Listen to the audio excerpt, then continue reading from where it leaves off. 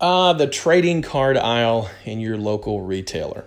Trading cards in general have had a major boom during the pandemic. As people were at home more, they started to dig into their older collections. They started to buy things as the stimulus checks and the extra unemployment money flowed. And the industry was hot.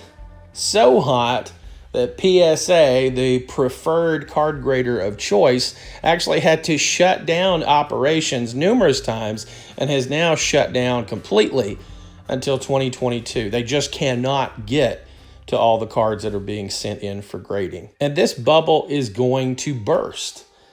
We have cards going for thousands of dollars with a population of over 10,000.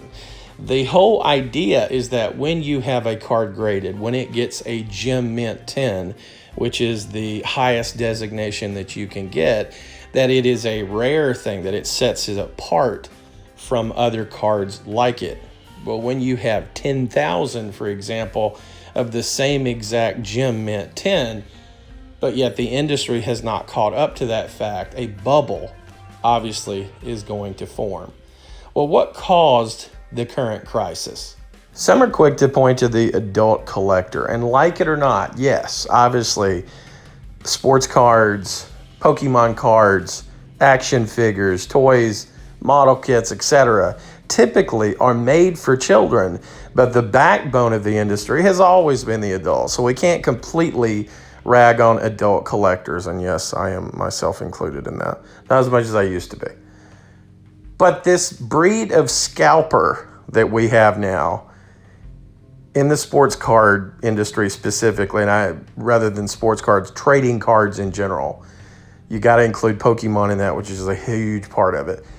They are different, they are more vicious, they are more ruthless than they've ever been. And let's just take a look at this video from a Walmart recently.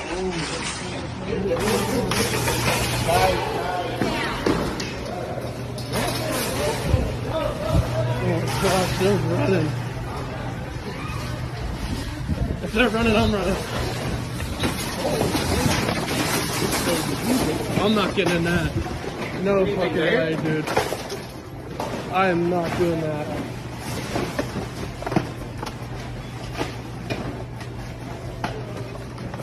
Holy shit. So for those of you that don't know what that's about, basically the vendors, early in the morning, the trading card vendors will be there to restock. And they have a line of people waiting on them. And as soon as they're gone, typically they will rope off the area so they can at least work in peace. They'll leave and then they have at it. Now that one, even though there was a lot of chaos there, there was at least some peace. But there have been tons and tons of fights, to the point that people have been saying, look, enough is enough. If this is going to happen in Target and Walmart, quit carrying trading cards. Well, finally, the retailers listened. So based on actual fights that had broken out, Target was the first one to suspend all trading cards. Walmart initially had done just gaming related, Pokemon, etc. They eventually, as it got closer to the end of this month, went with all sports cards as well, as they started to have more and more heated exchanges. And again, it's always grown men running at each other, fighting in some cases. And you may be asking why? Well, because it's easy money. If you can buy something for 20, flip it for 70, you can do that 10 times in a week. We're starting to talk about some serious money.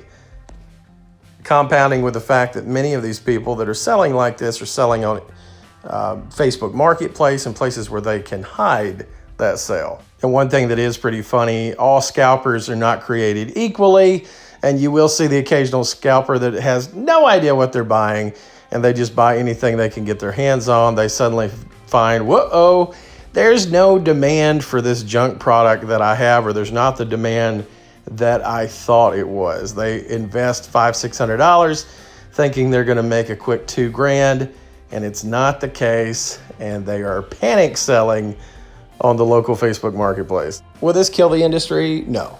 Lots of things have been said that it was going to kill the industry, the junk wax era, the steroids in baseball era. the lack of ratings for the NBA, all these things were going to bring the death of their respective industry. And it may change. I think it's going to have a correction. There are far too many graded cards, far too many people expecting a premium. So I think a lot of those prices are going to see a correction. I think the same way we're going to see a correction when it comes to cryptocurrencies. The same way we're going to see a correction when it comes to the housing market, which cannot keep going higher yet have very low interest rates. So my advice from all of this that I've spouted in this video, if it were me, and this is how I'm working my finances, is I would not overly invest in anything you can't afford to. If you can feel confident in, I'm going to put this money aside into this, and I'm okay if I lose it, then go at it. But don't go into any of these things that are potentially headed towards a bubble and not be able to afford massive losses. Thanks for watching, everybody. Have a great rest of your weekend.